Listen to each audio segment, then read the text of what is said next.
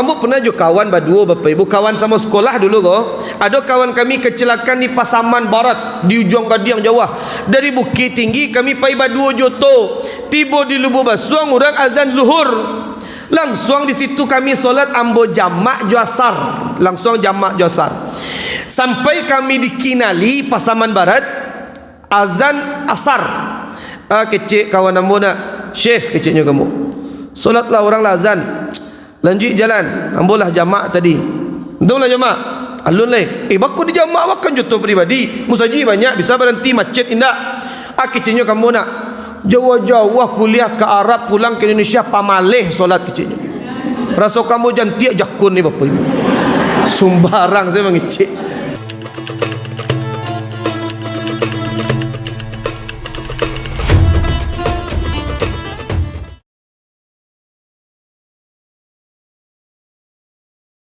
Silakan. Masalah dalam perjalanan. Dalam perjalanan. Kan boleh menjamak dan mengkasar. Ya. Yeah. Mana yang diutamakan? Kita boleh mengkasar saja atau menjamak? Kita ambil kedua-duanya. Ambil kedua-duanya. Di jamak zuhur dengan asar sekaligus yang rubaiyah yang 4 rakaat kita jadikan 2 rakaat. Jadi ya. Jadi kalau ibu nyu jamak qasar itu minimal perjalanan itu 85 km. Kalau dari Padang Panjang ke Padang dah cukup 85 kilo. Berarti yang cukup itu dari Bukit ke Padang. Bukit ke Padang tu boleh jamak, boleh qasar. Kalau Padang Panjang ke pesisir selatan tu cocok tu. Jamak lah. Yang ampik jadi 2, kemudian zuhur asar boleh digabung, di kerajaan di waktu zuhur takdim, di kerajaan di zaman asar takhir, maghrib isya pun demikian. Ambil kedua-duanya boleh. Ustaz, maya rancang ustaz diambil jamak qasar atau solat dengan sempurna tepat waktu tanpa menjamak? Yang paling, kalau kamu jujur bapak ibu, yang paling afdal ambil jamak qasar itu. Rukhsah kemudahan dari Allah. Tidak ada prinsip dipakai. Musaji kan banyak ustaz awak jodoh pribadi mengawal jamaah qasar kan mudah berhenti saja. Apa yang ikut orang-orang yang baca orang mengecek bapak ibu. Kamu pernah jadi korban mode itu. Kamu pernah juga kawan berdua bapak ibu, kawan sama sekolah dulu kok. Ada kawan kami kecelakaan di Pasaman Barat, di ujung Kadiang Jawa. Dari Bukit Tinggi kami pai berdua joto. Tiba di Lubuk Basuang orang azan zuhur. Langsung di situ kami solat ambo jamak jo asar. Langsung jamak jo asar. Sampai kami di Kinali Pasaman Barat azan asar. Kecik kawan ambo nak, Syekh keciknya kamu. Solatlah orang lah azan. Lanjut jalan, ambolah jamak tadi. Entahlah jamak. Alun leh. Baku di jamak wakan joto pribadi. Musaji banyak bisa berhenti macet indah. Keciknya kamu nak Jawa-Jawa kuliah ke Arab pulang ke Indonesia pamaleh solat keciknya. Rasa kamu jantiak jakun ni bapak ibu. Sumbarang saya mengecek. Banyak orang-orang yang mudah judging tu banyak lagi ni. Yang menjudge tanpa ilmu tu banyak. Nabi mengatakan, ambillah sesungguhnya qasar merupakan bentuk sedekatillah li'ibadi, bentuk sedekah Allah kepada hambanya. Maka ambillah, terimalah qasar dari Allah itu. Ambil sedekah dari Allah. Tu bah ustaz, jamak qasar boleh, solat normal pun boleh, tak ada masalah. Pilih yang mana yang kita yakini, tapi jangan disalahan orang yang mengambil kemudahan. Itu bah ya. Ada yang lain bapak ibu? Silakan. Kannya yang memancing cik banyak bertanya jadi itu. Tunggu dulu bu, yang di samping di yang belakang. Ibu Qariah tadi, silakan.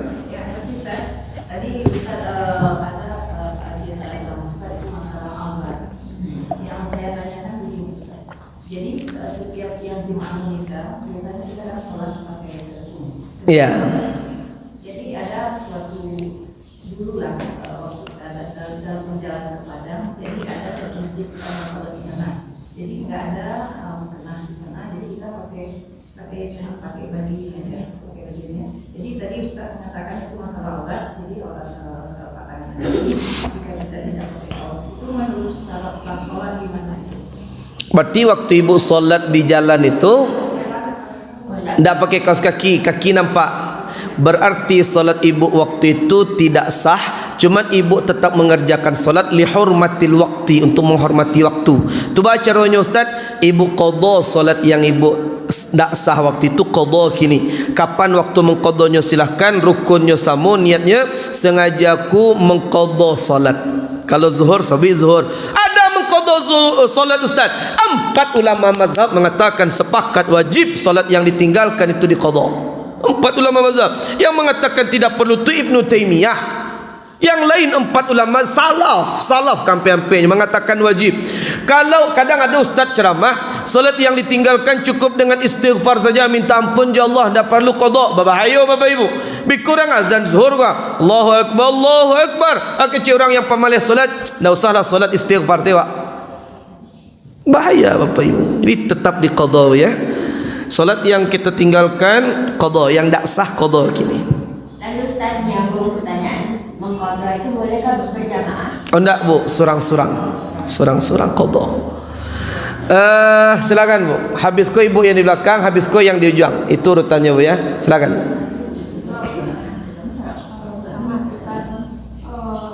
Yang wajib berjamaah ke masjid itu kan Ya, betul.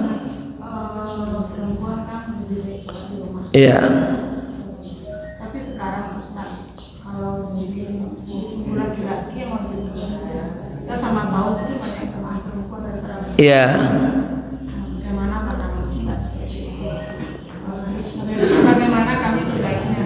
Karena kami motivasi kami berjamaah ke masjid itu mungkin sambil mengajak anak. Iya. Bagus. Yang paling sholat sunat yang paling pahalanya besar itu kan sholat sunat fajar. Nah, kita kan pergi sholat subuh ke masjid.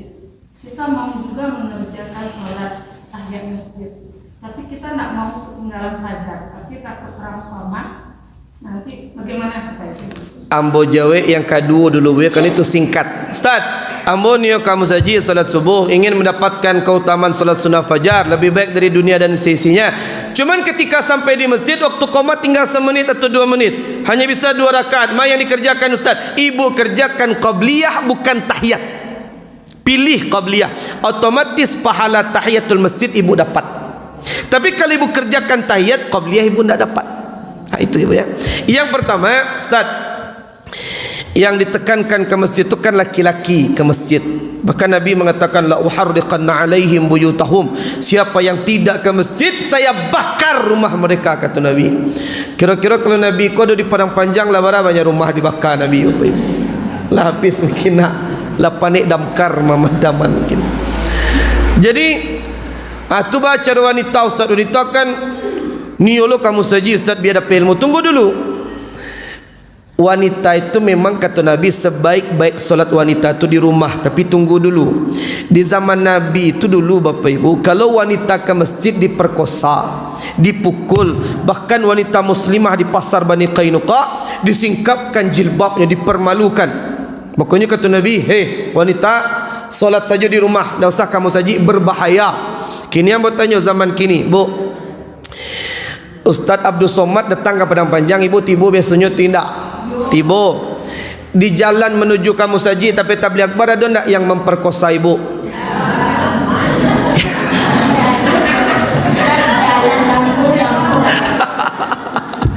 Yang megang mukena ibu ada tidak? Tidak ada. Aman rasanya. Datanglah kamu saji, tidak ada masalah. Yang penting izin ke suami. Zaman kini kamu saji itu aman. Yang penting hak suami sudah terpenuhi. Jangan gara-gara kita hadir tabligh akbar makan suami terbengkalai. Kalau hak sebagai istri sudah dijalankan, kemudian dapat izin suami mendengarkan pengajian, datang. Apalagi zaman kini, kamu jujur Bapak Ibu, wanita kau kan haid setiap bulan. Hampir semua wanita tu tidak faham tentang fikih haid Bapak Ibu. Salah sadunya. 2 bulan yang lalu ambo di Masjid Agung Kota Solo itu tabligh akbar dengan muslimah-muslimah di Solo tentang fikih haid dan nifas. Kalau darahnya keluar hari kini berhenti biswa, kemudian mandi wajib, selang beberapa hari keluarnya balik, itu darah haid atau penyakit. Syarat-syarat darah haid itu bah, kalau yang keluar itu flek-flek kecoklatan itu haid atau tidak. Banyak wanita yang tak faham di situ. Yang diqadha bagian barah harinya. Banyak salah. Kalaulah wanita zaman sekarang tidak ke masjid, suami ndak lo kamu saji sibuk kerajo yang mengajar anak-anak awak siap. Zaman kini kalau di zaman Nabi bu, suami di zaman Nabi itu kamu saji sadonyo baraja jo Nabi. Istri mereka di rumah mereka bisa menjelaskan ke istrinya. Karena nyo mengaji jo Nabi, suaminya datang kamu saji. Zaman kini suami awak ndak lo kamu saji, awak ndak lo baraja di pengajian. Bikuat tanya kalau kiok bang, ambo haid hari kuah, berhenti hari ko, mandi wajib, tu berhubungan. Rupanya kalau ada darah haid, ikut haid atau penyakit ko bang? Akeh celaki wak, mata uden gitu nyo. Ilmu dah ada, makanya ibu yang datang pengajian. Banyak ilmu-ilmu di Bukit Tinggi. Banyak ustaz-ustaz yang ahli hadis, fikih, tafsir, Al-Qurannya luar biasa, belajar gitu. Dengan syarat izin. Tapi ustaz, suami ambo tak mengizinkan ambo pengajian, suami ambo menyuruh di rumah saja. Berarti wajib kita taat kepada suami awak. Adapun kalau ilmu kita tak ada, suami yang bertanggungjawab nanti di hadapan Allah. Bakuan yang sadu Bapak Ibu. Silakan Bu, silakan. Nah, ibu belakang. Ya, ibu yang tadi, silakan. Ya. Ada keluarga Pekanbaru pergi ke Pekanbaru. Setelah ke Pekanbaru dia kan di rumah aja. Tapi dia lakukan sholat jamak gitu Pak. Apa hukumnya? Boleh. Maksimal 4 hari. Selama masih waktu 4 hari, boleh dia menjamak, boleh dia mengqasar. Bahkan, Bu, Pak, tunggu dulu. Kau ada yang bertanya jawab di rumah sakit nanti. Ada dari Pekanbaru, nyo membawa orang tuanya berubek di di rumah sakit daerah Padang Panjang RSUD. Kemudian ketika nyo dari Pekanbaru, hari pertama, hari kedua, hari ketiga kampek nyo jamak salat. Karena nyo harus menjaga orang tuanya. Kemudian hari kelima, orang tuanya ulun sehat, ulun bisa pulang ke Pekanbaru. Hari ke-6 dak jo sehat, dak tahu bila sehat.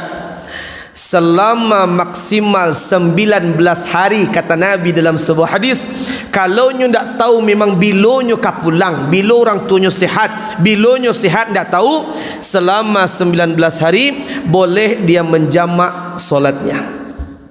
Boleh. Jadi jamak boleh, bukan qasar.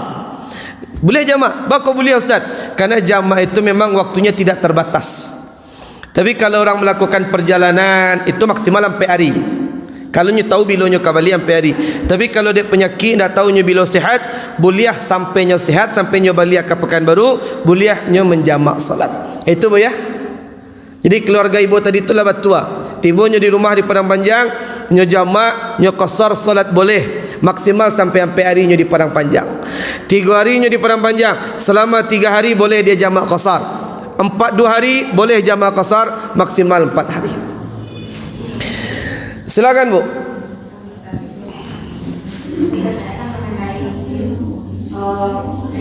Tayamum. Ada yang tangannya sampai pergelangan, ada yang sampai situ. Itu yang mana ya? Bagus. Mengenai kopiah subuh tadi. Ya. Kan sholat kopiah subuhnya di rumah. Terus sampai di masjid masih ada boleh kita lakukan itu masjid itu. Amu jawab yang kedua dulu Bu ya. Ibu di rumah solat qabliyah subuh bagus. Memang sebaik-baik solat sunat itu memang di rumah Bapak Ibu. Di subuh, qabliyah subuh di rumah, datang ke masjid waktu masih ada 3 menit. Boleh tahiyatul masjid, boleh. Bahkan itu solat yang memang ibu kerjakan. Pertanyaan yang pertama Ustaz, tayamum sampai tangan pergelangan atau sampai siku? Kalau wanita tersebut tayamum di depan umum, kalau tangan dibuka sampai siku nampak aurat, maka cukup sampai pergelangan saja. Tapi kalau ibu di rumah air mati tidak ditemukan, atau misalkan pasien di rumah sakit memang beliau sendiri di kamar, afdalnya itu tetap sampai siku. Tapi kalau ibu di luar, di pesawat, kalau dibuka nampak lu aurat di depan umum, apalagi samping kita duduk laki-laki, maka cukup sampai pergelangan saja. Itu Bu ya. Mengambil pendapat Imam Nawawi dalam kitab Al-Majmu' Syarhul Muhadzab. Cukup Bapak Ibu? Silakan. Pada sholat itu Ustaz. Ya. Kan ada teman sebelah saya itu setiap habis sholat maghrib dia sholat. Dia bilang ini sholat apa nih? Katanya pada sholat. Habis setiap sholat maghrib dibuka. Katanya sampai 8 rakaat. Gimana? 8 rakaat. Solat hanya kerajaan tu, Bu. Iya, kalau dia mengqadha setelah maghrib sah-sah saja. Mungkin 4 rakaat itu nyo mengqadha solat zuhur ju asar yang nyo tinggalkan dulu, atau isya dengan asar, kita kan tak tahu. Yang penting nyo mengqadha di situ boleh, tak ada masalah. Boleh. Cuma ibu tanya, saya kan boleh solat anan ibu kerajaan ya. Nah, itu. Silakan, Bu.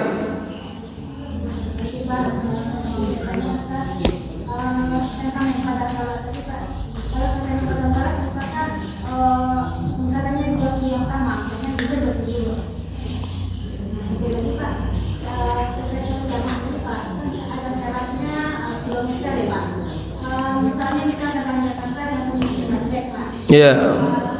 Kita berangkat di menjelang maghrib, ternyata sampai tujuan sampai tujuannya saya ada tergelam tapi dia tidak sampai dengan syarat yang kedua. Apa boleh? Bagus. Yang pertama, apa pertanyaan ibu pertama tadi?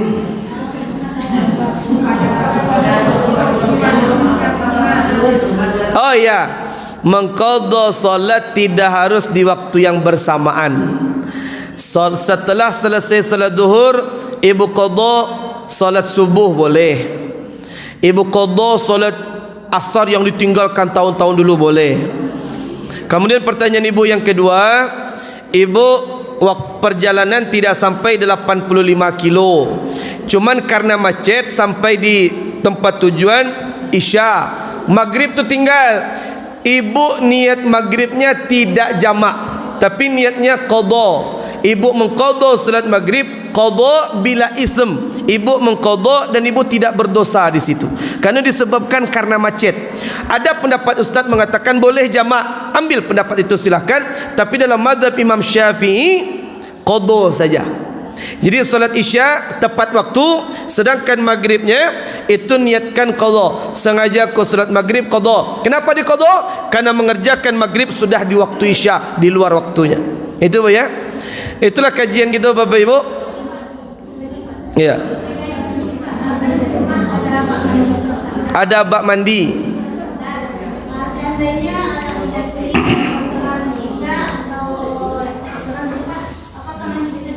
Jatuhnya kama tu, Bu, ke bak mandi. Asalkan tidak berubah, idza taghayyara launuhu wa rihuhu wa ta'muhu, selagi tidak berubah 3 sifat air, warnanya, rasanya dan baunya, itu tetap bisa digunakan. Buang saja kotoran cicak tadi, campaan. Baunya tidak berubah, warnanya tidak berubah, campaan airnya bisa dipakai. Apalagi makanya Bu, Pak, kalau di rumah ada bak, buat bak mandi itu gadang. Jadi masukna tikus ke situ, masukna kotoran cicak, ndak usah watakui. Idza kana al-ma'u aktsar min kullatain lam yahmilul khabas. Kalau air tu sudah lebih dari 2 kullah banyak, itu tidak akan bisa dikotori oleh apapun. Itulah kajian kita Bapak Ibu. Banyak pertanyaan yang lain Ustaz. Undang ambo besok balik Bapak Ibu. Hadanallahu wa iyyakum ajmain. Assalamualaikum warahmatullahi wabarakatuh.